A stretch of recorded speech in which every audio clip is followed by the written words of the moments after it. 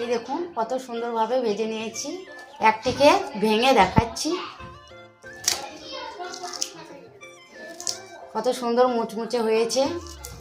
নমস্কার বন্ধুরা, পেটু বাঙালি চ্যানেলে আপনাদের আবার অনেক স্বাগত। কালো জিরে দিয়ে এক ধরনের বিস্কুট আপনাদের সাথে শেয়ার করছি। দেখুন, বিস্কুট বানানোর জন্য এই এক বাটি ময়দা নিয়েছি, উঁচু করে নিয়েছি ময়দা। লবণ দেব, লবণটা একটু বেশি করে দেব। জিরে নিয়েছি, জিরেগুলো একটু ভেঙে নিয়েছি। কালো জিরে এই বাটির এক বাটি ময়দা নিয়েছি, সেই জন্য 3 ভাগের 1 ভাগ তেল দিচ্ছি। সব কিছু একসাথে ভালোভাবে মেখে নিচ্ছি। সব কিছু ভালোভাবে মেখে নিলাম। দলা বেঁধে গেছে, ময়ামও সুন্দর হয়েছে।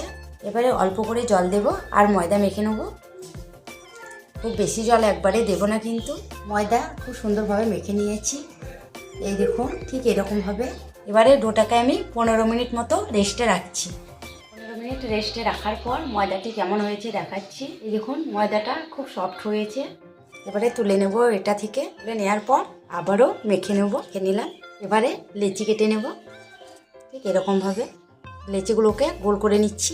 সবগুলোই গোল করে নিয়েছি। হালকা করে ময়দা দেব। রুটির মতো সুন্দর করে বেলে নিয়েছি। এরকমভাবে বেলে নিয়েছি। ঘিয়ে ঢাকনি নিয়েছি, ঘিয়ে ঢাকনি করে আমি গোল গোল করে কেটে নিচ্ছি। আপনারা চাইলে লম্বা শেপও দিতে পারেন, আমি গোল শেপ দিচ্ছি। এরকমভাবে গোল গোল করে কেটে নিলাম। এবারে এরকমভাবে তুলে নেব। এগুলোকেও কিন্তু বিস্কুট বানাবো। শেষে একটি কাঠি নিয়েছি বিস্কুটের ডিজাইন করার জন্য, ডিজাইন করে নিচ্ছি। দেখুন,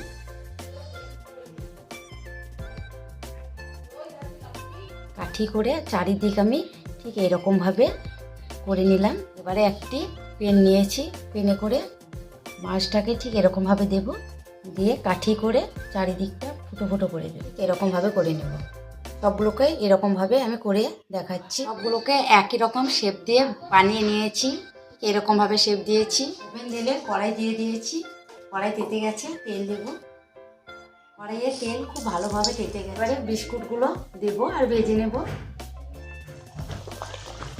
হালকা হাতে ভাজবো, কিন্তু বিস্কুটগুলো লাল লাল হয়ে গেছে। এই দেখুন, ভাজা হয়ে গেছে। তুলে নেব। এগুলোকে সেমভাবে ভেজে নিচ্ছি। এগুলো ভাজা হয়ে গেছে, তুলে নিচ্ছি। ভিডিওটি দেখার পর যদি আপনাদের ভালো লেগে থাকে, লাইক, শেয়ার, কমেন্ট করবেন আর সাবস্ক্রাইব করে পাশে থাকবেন। সবগুলোকে ভেজে নিয়েছি, তুলে নেব। এই দেখুন, কত সুন্দরভাবে ভেজে নিয়েছি। দেখতেও অসাধারণ লাগছে। দেখা হচ্ছে পরের ভিডিওতে। ততক্ষণে ভালো থাকুন, সুস্থ থাকুন।